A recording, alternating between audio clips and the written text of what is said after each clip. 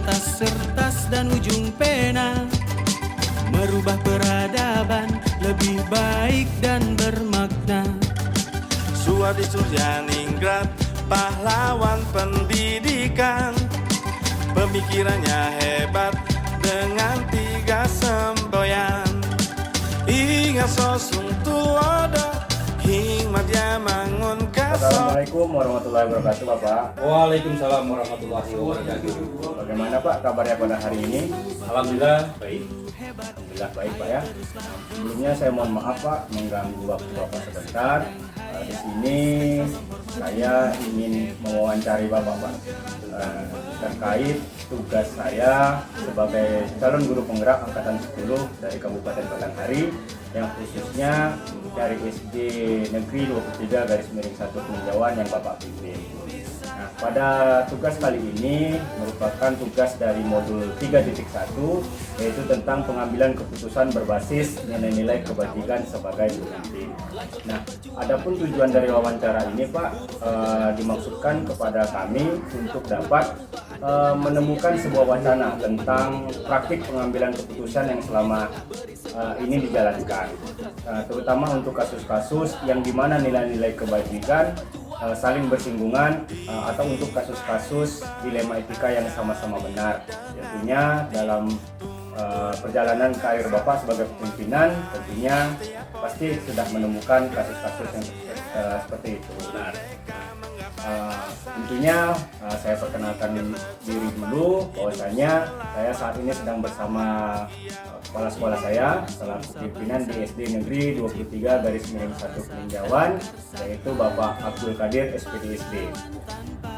Baik Pak, bisa kita mulai Pak? Insyaallah bisa. Jadi dalam wawancara kali ini Pak terdapat 8 pertanyaan yang akan saya ajukan kepada Bapak. Adapun pertanyaan yang pertama, selama ini bagaimana Bapak dapat mengidentifikasi kasus-kasus yang merupakan dilema etika atau rujukan moral? Untuk mengidentifikasi rujukan moral jika ada 2 hal yang satu benar dan yang satunya salah, menurut hukum itu akan, tetapi jika kedua-duanya benar maka hal itu bisa dikatakan dengan dilema etika. Baik, berarti ada perbedaan di antara dilema etika ataupun rujukan moral Pak ya? Ya, betul. Yang kedua Pak, selama ini bagaimana Bapak menjalankan ataupun mengambil keputusan di sekolah Bapak, terutama untuk kasus-kasus di mana ada dua kepentingan yang sama-sama benar atau sama-sama mengandung nilai kebajikan. Sebelum saya mengambil keputusan, terlebih dahulu saya akan mengidentifikasi apa masalah yang terjadi. Kemudian melihat siapa saja yang terlibat mengumpulkan bukti, kemudian bermusyawarah dan semua pihak di sekolah untuk seterusnya mengambil keputusan yang tepat dan adil bagi semuanya. Tentu keputusan yang saya ambil sudah menjadi kesepakatan dari warga sekolah. Ya, semua keputusan yang Bapak ambil itu berdasarkan dari musyawarah. Betul. Kemudian yang ketiga, langkah-langkah atau prosedur seperti apa yang biasa Bapak lakukan selama ini? Pertama, saya akan memanggil kedua belah pihak yang bermasalah untuk masing-masing menceritakan permasalahannya, sehingga saya tahu inti dari permasalahan tersebut. Lalu bersama-sama juga berdiskusi untuk menemukan solusi yang terbaik untuk kedua belah pihak, sehingga nantinya keputusan yang saya ambil tidak akan merugikan pihak manapun juga. Berarti apapun itu keputusannya tetap dicari solusi yang terbaik bagi kedua belah pihak sehingga tidak ada di situ kerugian dari salah satu pihak. Betul. Kemudian yang selanjutnya Pak, hal apa saja yang selama ini Bapak anggap efektif dalam pengambilan keputusan pada kasus-kasus dilema etika? Yaitu pertama yang melakukan diskusi dengan semua warga sekolah. agar dapat menemukan solusi terbaik dan pengambilan keputusan yang tepat bagi kedua belah pihak, sehingga permasalahan seperti ini tidak terulang kembali di kemudian hari. Baik, Pak. Intinya permasalahan itu harus diselesaikan setuntas-tuntasnya, Pak. Ya, Kemudian hal-hal apa saja nih Pak yang selama ini merupakan tantangan dalam pengambilan keputusan pada kasus-kasus tentunya di kasus dilema etika, Pak? tantangan dalam pengambilan keputusan adalah tidak jarang masih ada yang kontra atau kurang setuju dengan keputusan yang saya ambil. Berarti tidak semerta-merta apapun keputusan yang Bapak ambil itu langsung terjadi kesepakatan. Sebenarnya pasti ada perbedaan pendapat, Pak, ya. Betul. Disitulah nanti Bapak akan mempertimbangkan kembali keputusan yang telah Bapak ambil. Ya, Selanjutnya Pak, apakah Bapak memiliki sebuah tata kala atau jadwal tertentu dalam sebuah penyelesaian kasus dilema etika? Apakah Bapak langsung menyelesaikan di tempat atau memiliki sebuah jadwal untuk menyelesaikannya? Bentuk atau prosedur seperti apa yang Bapak jalankan?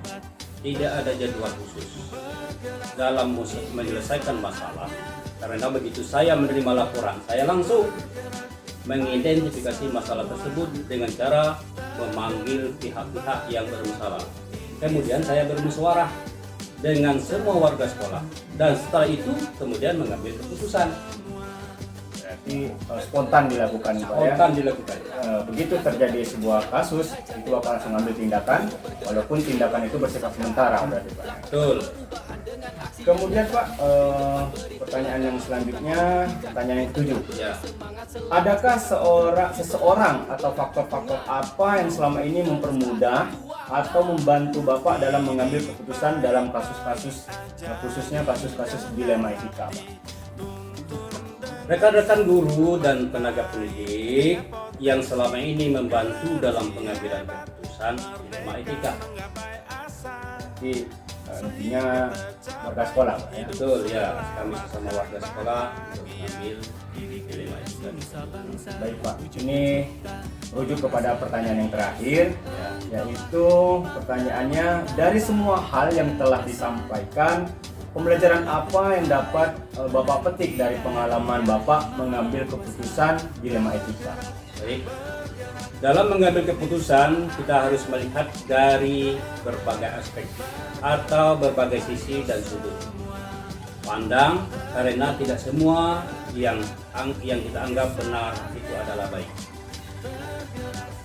Jadi semuanya perlu dipikirkan secara matang, mana itu yang merupakan dilema etika ataupun rujukan moral, Pak. Ya. Mesti dibedakan. Baik Pak, itu tadi 8 pertanyaan yang telah saya ajukan kepada Bapak. Tentunya sudah Bapak jawab dan Bapak jelaskan semuanya.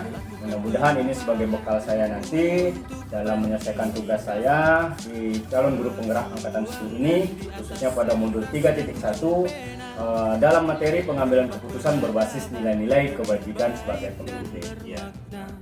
Di sini saya mengucapkan terima kasih atas kesempatan dan waktu yang telah Bapak berikan kepada saya dalam hal untuk mewawancarai Bapak di pagi hari ini.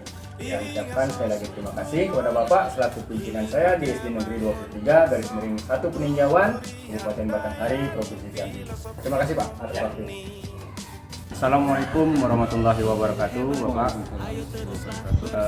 Mohon maaf Pak, di sini saya minta izin kepada Bapak untuk mengganggu sedikit Pak waktunya Pak. Bahwasanya saya di sini untuk memenuhi tugas saya sebagai calon guru penggerak, khususnya calon guru penggerak dari SD Negeri 23/1 Peninjauan, Kabupaten Batanghari, Provinsi Jambi. Saya merupakan calon guru penggerak angkatan 10. Nah, di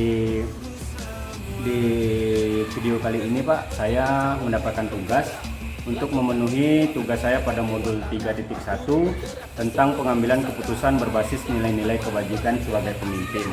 Nah, kami diminta untuk mewawancarai kepala sekolah, minimal 2 kepala sekolah, untuk menemukan ataupun mendapatkan sebuah wacana tentang praktik pengambilan keputusan yang selama ini dijalankan, terutama untuk kasus-kasus yang dimana nilai-nilai kewajiban saling bersinggungan atau untuk kasus-kasus dilema etika yang sama-sama benar. Nah, sebelumnya perkenalkan bahwasanya saya saat ini sedang bersama Bapak Jakaini SPD selaku kepala sekolah di SD Negeri 60/1 Teluk Leban, Kecamatan Morosobulu, Kabupaten Batanghari, Provinsi Jambi. Nah, untuk ini Pak, saya mohon izin kepada Bapak untuk mewawancarai. Apakah Bapak bersedia, Pak? Siap. Iya. Dalam wawancara ini Pak terdapat 8 pertanyaan yang akan saya lontarkan kepada Bapak. Dimulai dari pertanyaan yang pertama ya Pak. Selama ini bagaimana Bapak dapat mengidentifikasi kasus-kasus yang merupakan dilema etika atau bujukan moral? Bismillahirrahmanirrahim. Assalamualaikum warahmatullahi wabarakatuh. Sebelum saya menjawab pertanyaan dari Bapak Putra, di sini perlu juga kami sampaikan yang pertama terima kasih mungkin kami jadi pilihan untuk diwawancarai. Terus yang kedua kami ucapkan selamat dulu untuk seorang calon guru penggerak. Kami sangat bersyukur sekali bahwa Bapak Deddy Saputra ini terpilih untuk mengikuti calon guru penggerak angkatan 10 ya. Terima kasih. Sebelumnya di sini apa yang disampaikan tadi, apa yang ditanyakan untuk mengidentifikasi kasus-kasus yang merupakan dilema, terutama masalah etika. Di sini ada dua kasus, yaitu yang pertama dilema etika dan yang kedua bujukan moral.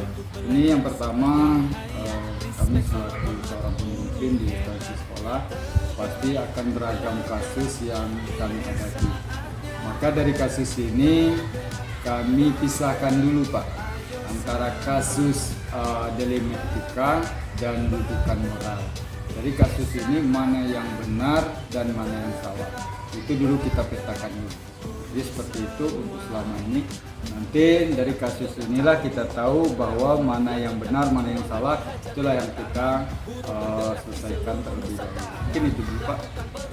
Baik Pak, terima kasih. Berarti dalam mengidentifikasi kasus-kasus seperti dilema etika ataupun bujukan moral, Bapak menganalisis dulu dari permasalahan-permasalahan yang Bapak dapatkan Pak ya, yang Bapak hadapi. Kemudian yang kedua Pak, selama ini bagaimana Bapak menjalankan pengambilan keputusan di sekolah Bapak, terutama untuk kasus-kasus di mana ada dua kepentingan yang sama-sama benar atau sama-sama mengandung nilai kebajikan? Memang tidak salah, karena selama ini memang agak berat untuk membedakan ini harus kita keputusan. Namun kita selaku pemimpin yang selama ini dalam pengambilan keputusan dalam kasus dua kepentingan yang sama, yaitu benar, itu didasarkan pada rasa peduli, kasih sayang dan memikirkan dampak jangka pendek dan jangka panjang. Itu dulu yang kita pikirkan. Jadi dari itulah kita baru bisa mengambil keputusan. Berarti di dalamnya terdapat pilihan-pilihan dulu dalam pengambilan keputusan. Kemudian yang ketiga, langkah-langkah atau prosedur seperti apa yang biasa Bapak lakukan selama ini Pak? Kalau untuk mengambil langkah atau prosedur dalam keputusan yang kita lakukan selama ini itu dengan melakukan analisis kasus, yaitu melihat siapa saja yang terlibat, nilai apa yang bertentangan, baik itu data maupun fakta, serta melakukan uji kebenaran, benar atau salah hal tersebut. Analisis berarti Pak ya. Selanjutnya Pak, hal-hal apa saja yang selama ini Bapak anggap efektif dalam pengambilan keputusan pada kasus-kasus dilema etika? Mengenali efektif atau tidak mengambil keputusan kasus-kasus dilema etika tersebut, pertama mengenali bahwa ada nilai-nilai yang saling bertentangan dalam situasi ini. Ini menentukan siapa yang terlibat dalam situasi ini. Nanti kita ambilkan fakta-faktanya, di situ apakah yang relevan dengan situasi ini, pengujian benar atau salah, pengujian paradigma benar atau berlawanan dengan salahnya. Itu seperti itu. Jadi Bapak selain dari menganalisis tadi, Bapak juga mengidentifikasi dari yang bersangkutan, Iya, benar. bahwasanya dia di bagian mana dia, atau dia di moral ataupun di etika, Pak ya. Benar. Kemudian selanjutnya, hal-hal apa saja yang selama ini merupakan tantangan dalam pengambilan keputusan pada kasus-kasus dilema etika yang Bapak hadapi, Pak? Tantangan ini pasti ada, namun mempertimbangkan segala dampak yang ada, berpikir dengan matang dan jangan menuruti emosi kita untuk mengambil keputusan ini, dan juga jangan terpengaruh oleh arahan orang lain. Itulah hal yang kita lakukan untuk selama ini untuk menentukan nilai-nilai kebenarannya. Berarti Bapak memang memikirkan sekali, Pak ya, keputusan yang Bapak Benar. ambil sehingga tidak merugikan salah satu pihak. Benar. Baik Pak, untuk pertanyaan selanjutnya, apakah Bapak memiliki sebuah tata kala atau jadwal tertentu dalam sebuah penyelesaian kasus dilema etika? Apakah Bapak langsung menyelesaikan di tempat atau memiliki sebuah jadwal untuk menyelesaikannya? Bentuk atau prosedur seperti apa yang Bapak jalankan? Pada kasus dilema etika yang mana bersifat ada yang ringan atau biasanya langsung kita selesaikan pada saat itu juga. Namun pada masalah yang lebih berat kita perlu menjadwalkan terlebih dahulu untuk menyelesaikannya sesuai dengan prosedur yang ada. Jadi kita pisahkan dulu, seandainya kasus dilema etika itu ringan, pada saat itu juga kita selesaikan. Berarti kalau yang sifatnya ringan langsung, Langsung kita fleksibel, langsung diselesaikan di benar. tempat ya. Ya. Tapi kalau dianya menjurus ke arah yang sedikit berat, berarti Bapak akan memikirkan secara matang-matang dulu dan mencari waktu yang tepat, Pak ya. Kemudian selanjutnya, adakah seseorang atau faktor-faktor apa yang selama ini mempermudah atau membantu Bapak dalam pengambilan keputusan dalam kasus-kasus dilema etika? Mungkin di sini yang memberikan wawasan dan pengetahuan baru sehubungan dengan prosedur pengambilan keputusan dalam menghadapi dilema ini. Mungkin baru sekedar itu dulu. Baik Pak, kita merujuk ke pertanyaan yang terakhir Pak. Pertanyaan yang ke-8, dari semua hal yang telah disampaikan, pembelajaran apa yang dapat Bapak petik dari pengalaman Bapak dalam mengambil keputusan dilema etika khususnya? Terima kasih. Pengambilan keputusan yang dilakukan dengan dilema etika, yang selanjutnya dilakukan pengujian menggunakan langkah-langkah sistematis sesuai pandangan menurut Ki Hajar Dewantara, yaitu murid akan merasakan kebahagiaan setinggi-tingginya setelah melaksanakan proses pembelajaran atau saat kita menyebutkan sebagai merdeka belajar. Mungkin seperti itu. Baik Pak, terima kasih. Dari jawaban Bapak tadi merupakan jawaban dari pertanyaan saya yang terakhir Pak, pertanyaan ke-8 dari wawancara ini. Dan tentunya saya mengucapkan ribuan terima kasih atas waktu yang telah Bapak berikan kepada saya dalam hal ini, yaitu dalam memenuhi tugas saya sebagai calon guru penggerak untuk di modul 3.1 pengambilan keputusan berbasis nilai-nilai kebajikan sebagai pemimpin. Nah, sekali lagi saya ucapkan terima kasih Bapak. Semoga apa yang saya dapatkan hari ini dari wawancara ini bisa menambah pengetahuan saya dalam pembelajaran ini. Dan tentunya jawaban-jawaban dari Bapak tadi akan memperkuat pengetahuan saya dalam materi ini. Terima kasih Bapak atas kesempatannya. Saya akhiri. Wassalamualaikum warahmatullahi wabarakatuh. Waalaikumsalam warahmatullahi wabarakatuh. Tergerak, bergerak, ini saatnya. Tergerak, bergerak, guru semua. Tergerak, bergerak, ini saatnya. Tergerak, bergerak, guru semua. Tergerak, bergerak, menggerakkan